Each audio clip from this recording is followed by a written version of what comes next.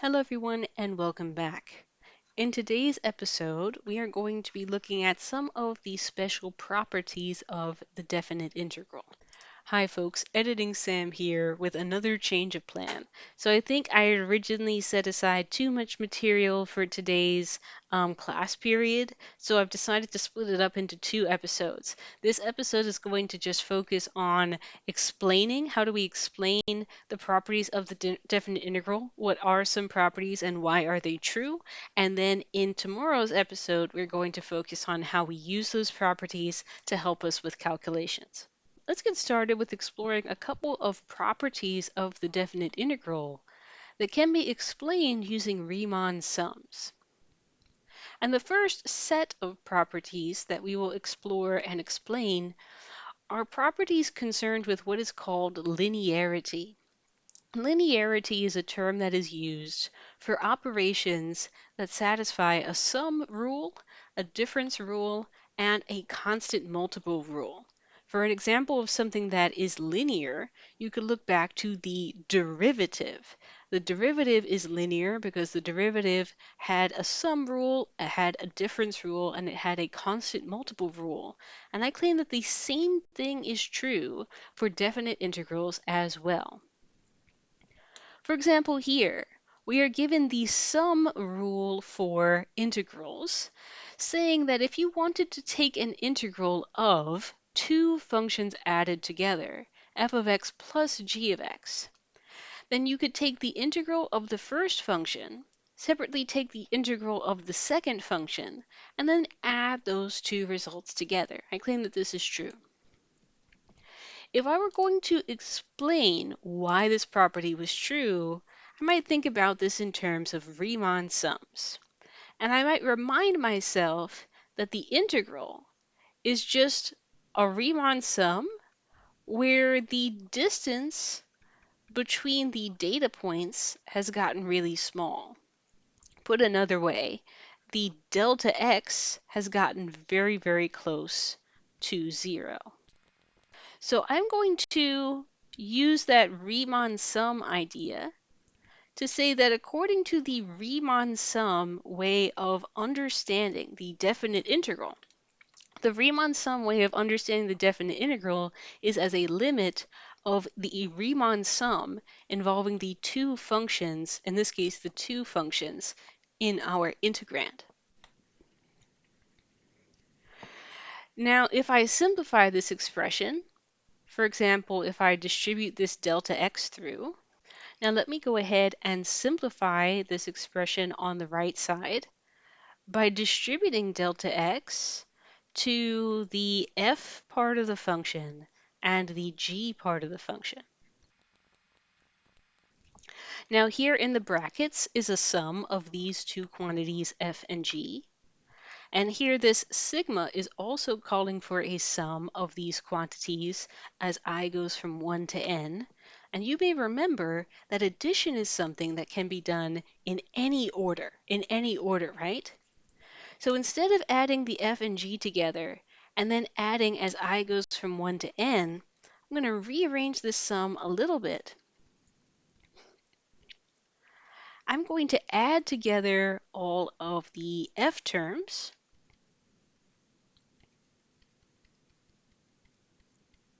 and I'm going to add together all of the g terms.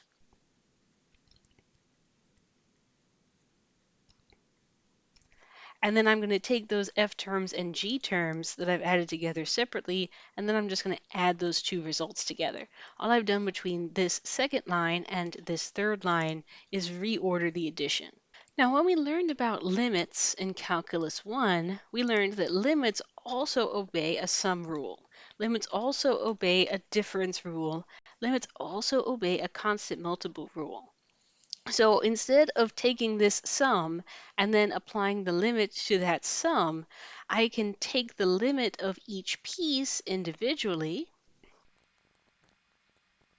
and then I can add the results of those two limits together. So here I've just used that limits have a sum rule. Now finally, let's have a look at the two sort of halves of what we've just written down. This piece that we have just written down on the left side, this limit of this Riemann sum, is exactly the same thing as the definite integral of that function f.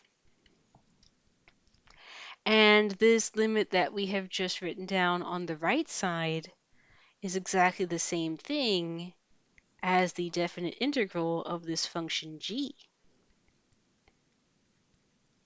And so by using the linearity of the limit, and by using our algebra ability to basically reorder addition and distribute this delta x to each piece of the function, because we were able to do those two steps in the Riemann sum, we have confirmed that this property is true. If you want to take an integral of a sum of two functions, then you can do that by integrating the first function, integrating the second function, and then just adding the two results together. So integrals, definite integrals have a sum rule. Now you can use a similar argument to prove the following property. This is a difference rule for integrals.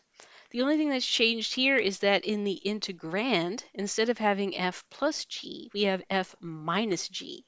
And if you're integrating the difference of two functions, then you can integrate the first function and you can integrate the second function, and then you can just subtract those two results.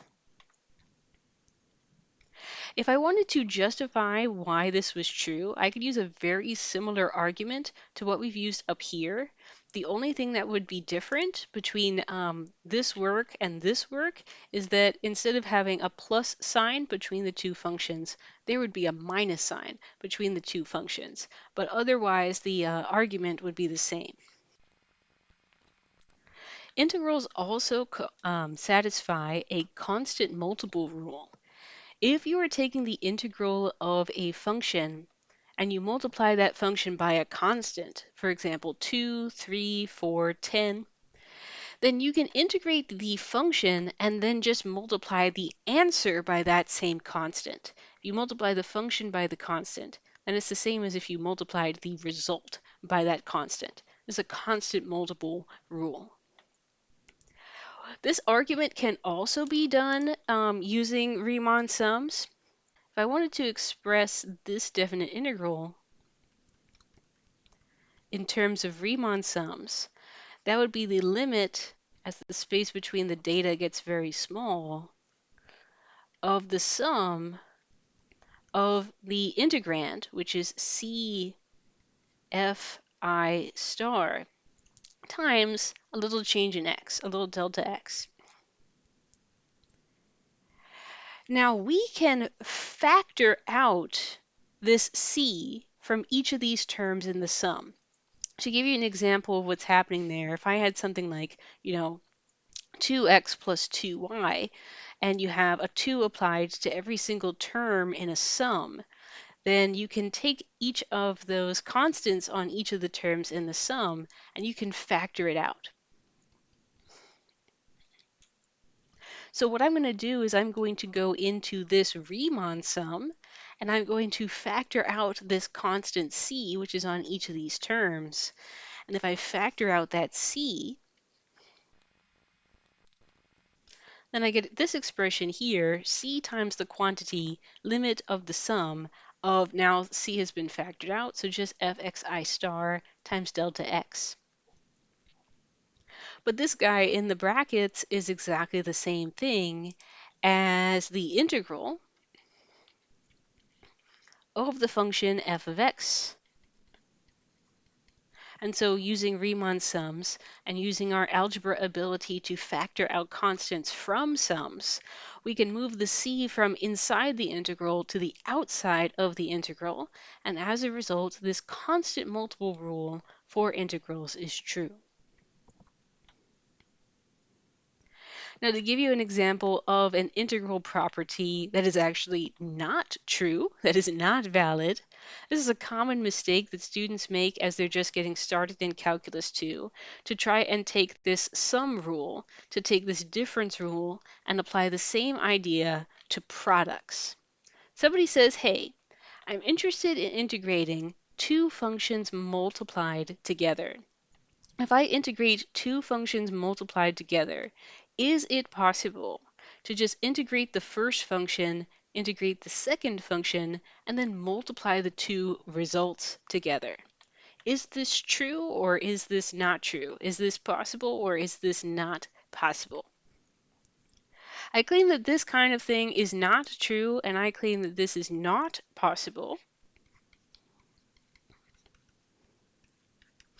And to show why it is not true, I'm going to show you by an example that what is going on here on the left and what is going on here on the right, these are not actually going to give you the same answer.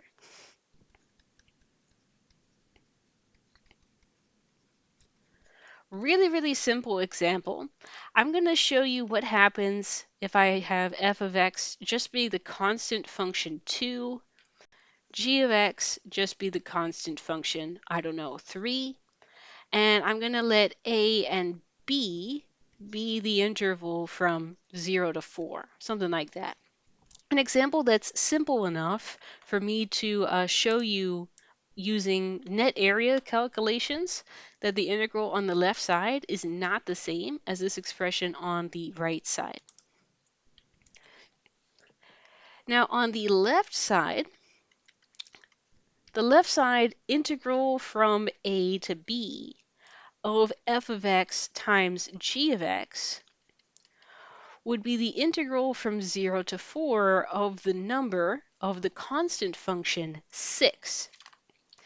Now let's see if we can calculate this integral of 6 using net area. So let's head on out to Desmos and see what net area tells us about the value of this integral. So here I am on Desmos, and I have graphed the function 6, the constant function 6, over my region of integration between x equals 0 and x equals 4. And we remember from yesterday that the value of the definite integral is the value of the net area between this function and the x-axis, between x equals 0 and x equals 4 in this case. Now in this particular problem, the region whose net area we're trying to find is simple enough that we can calculate it exactly using a geometric formula. This area trapped between this constant function and this x-axis is in the shape of a rectangle with a height of exactly 6 units and a width of exactly 4 units. So the net area here would be 4 times 6 would be 24. 24 would be the value of this left-hand side in the property. So let us see if we get the same value from the right side in this property. Because if this property were true, then this left side and this right side would have to be equal. So they would have to give me exactly the same value every single time, no matter what. If I go into this expression and I replace the information on the right side of this property with the specific data from my example, then the integral from a to b of f of x would be this. The integral from a to b of g of x would be this.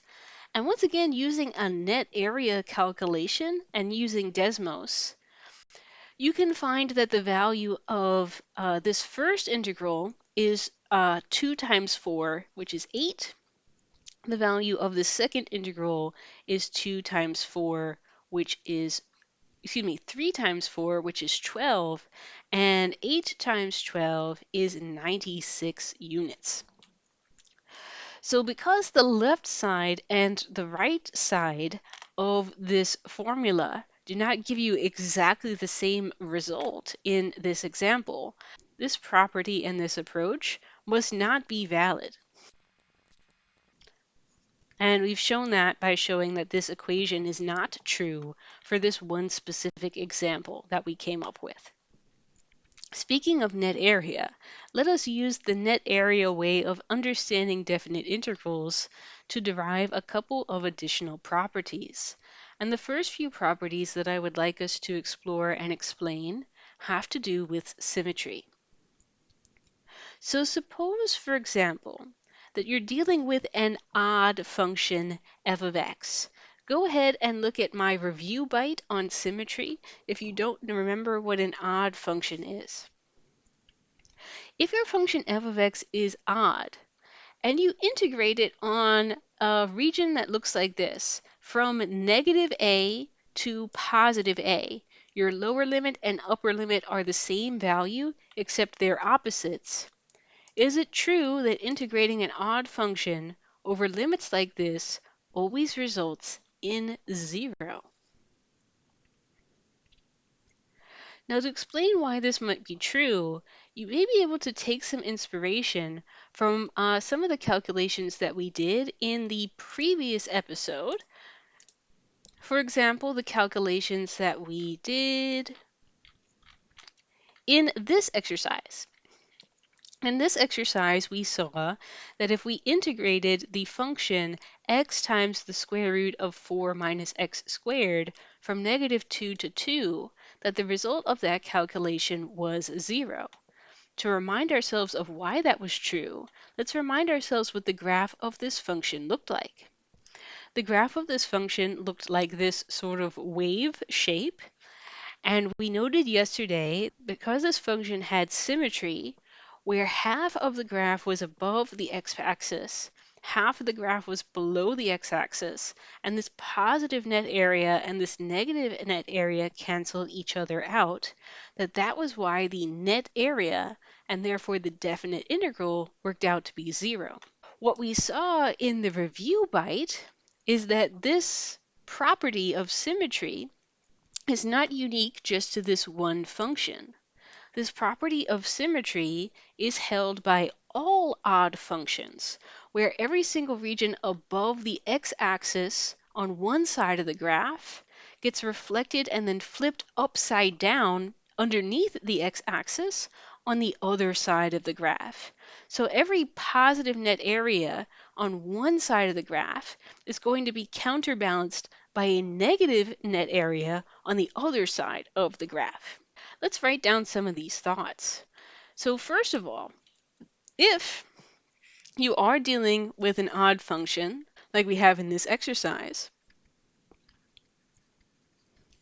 then due to the symmetry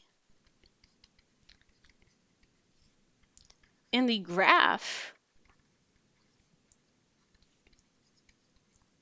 of the function, every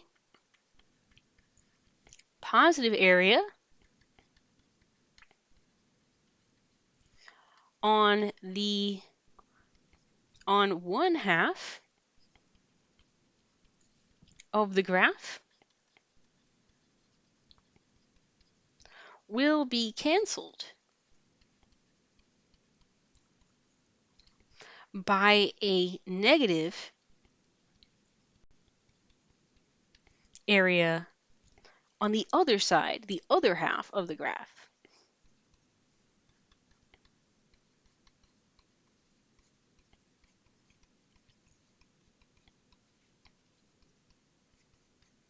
So the combined net area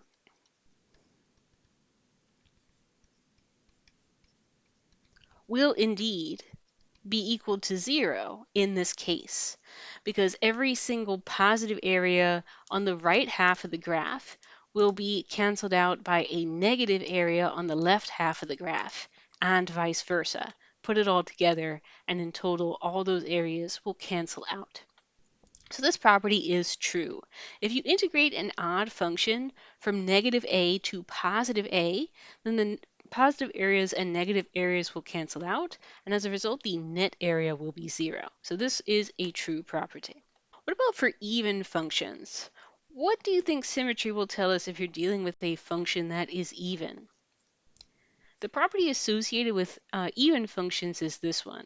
If you integrate an even function over a region like negative a to a, then that's the same as if you took two copies of the integral from 0 to a. Let's see if we can explain why that property is true. Once again, it may be useful to take some inspiration from a graph. Going back, for example, to one of the functions from the review bite, if I simply remove that x from that square root in front of the square root, then I get this expression here, square root of 4 minus x squared, and we saw in the review bite that this is an example of an even function. Now, we saw in the review bite that even functions have the property that the right half and the left half are exact mirror images of each other. The odd functions had them mirrored and then flipped upside down. The even functions just have them mirrored, which means that every area on the right half of the graph is duplicated exactly and shows up again exactly on the left half of the graph. So let's write that down. Why is this property true?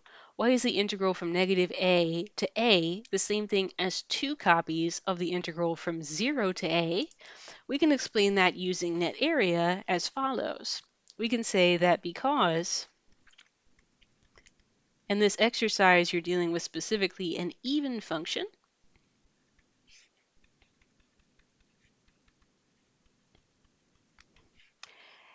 every area on the right side of the graph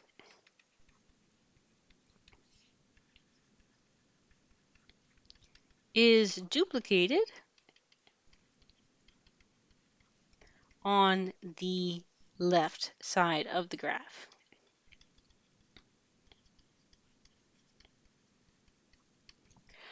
So because of that duplication that happens, so the total net area on the left and the right side together,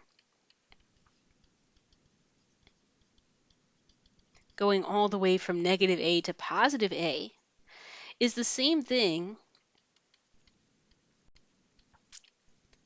as just two copies, because of the duplication, two copies of the net area on just the right side.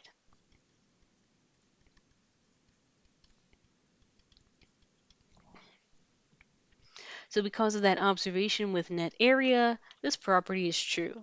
The integral from negative a to a, all the way from the left side to the right side, of specifically an even function is just two copies of the area on the right side. Finally, a couple of videos ago, it might have been previous episode or the one before that, we also made this observation, that if you integrate a function all the way from a to c, then that's the same thing that if you integrated just from a to a middle value b, and then combined that with the addition from b onto c.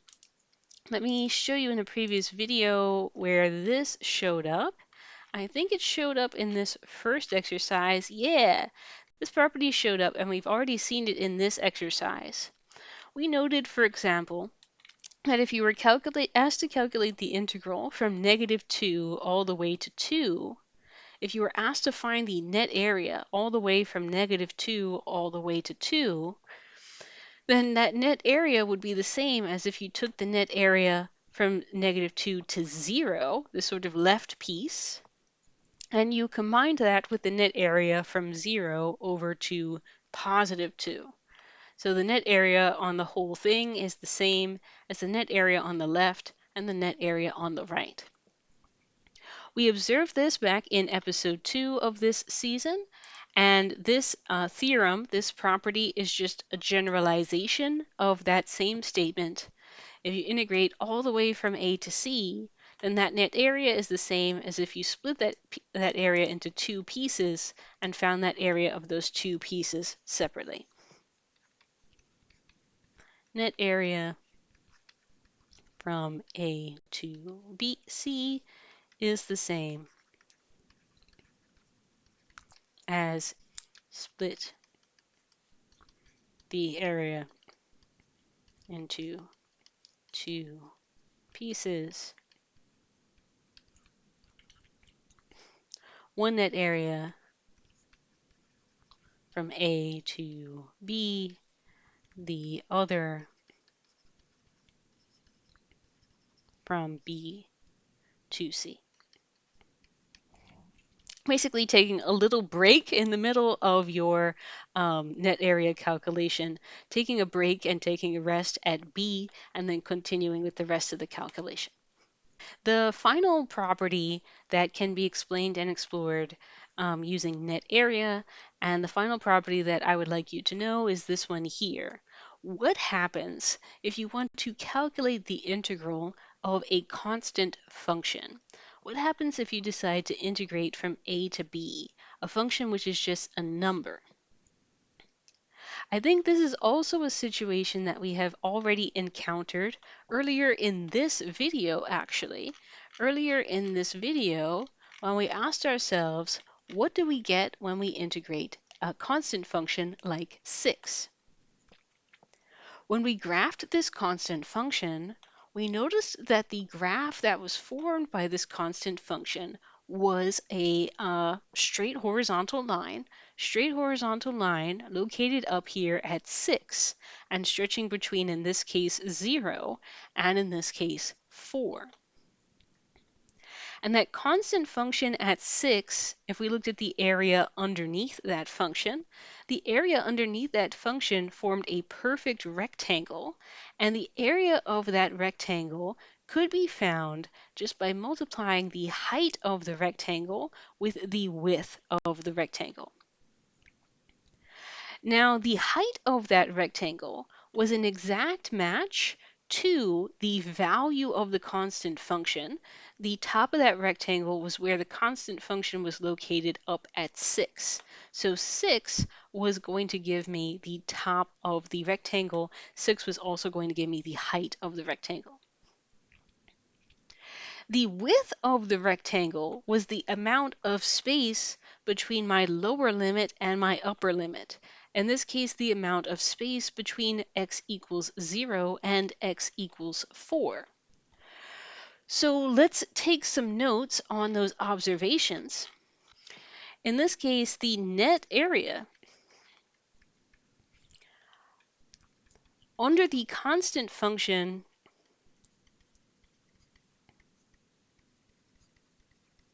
f of x equals whatever number, maybe it's 6, let's just generically call it c for constant, is in the shape of a rectangle. The height of the rectangle is exactly the same thing as the value of your constant function, and the width of the rectangle is the distance between your lowest x and your highest x. In that example, it was 4 units. In general, it will be whatever is b minus a. So to find the net area, all I have to do is apply the area formula for a rectangle, saying height times width, and so that would be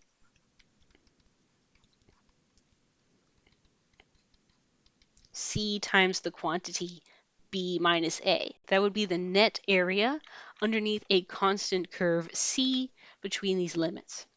And so that is the confirmation of this property here, that if you integrate a constant function c from x equals a to x equals b, then the result is equal to, just take your constant and multiply that by the difference of b and a.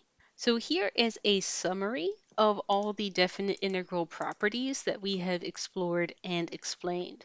We have the sum rule, saying that if you want to integrate f of x plus g of x, then that's the same thing as the integral of f plus the integral of g. You can do those separately, add the results together. You can also do that with differences. You can take f and g subtracted, and you can integrate that difference by integrating the two functions and then subtracting the results.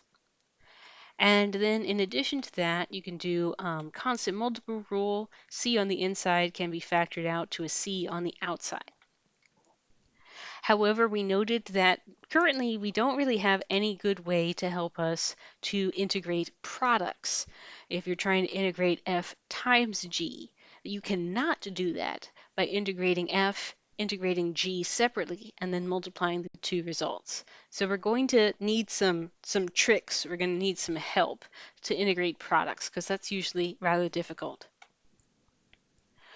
We also used net area to derive a couple of properties to do with symmetry. If you integrate an odd function from negative a to positive a, the result of that is 0. If you integrate an even function from negative a to positive a, the result of that is just 2 copies of what you would get if you integrated from 0 and beyond. We also use net area to derive what doesn't actually have an official name. This is my personal way of referring to it, the pit stop rule, that if you want to integrate all the way from A to C, you can take a pit stop at a middle value, integrate from A to B, and then combine that with the integral from B to C. Finally, we had the rule for integrating constant functions. The integral of C from A to B is the same thing as what you would get if you just took that value, C, and multiplied it by the difference between your upper limit and your lower limit of integration.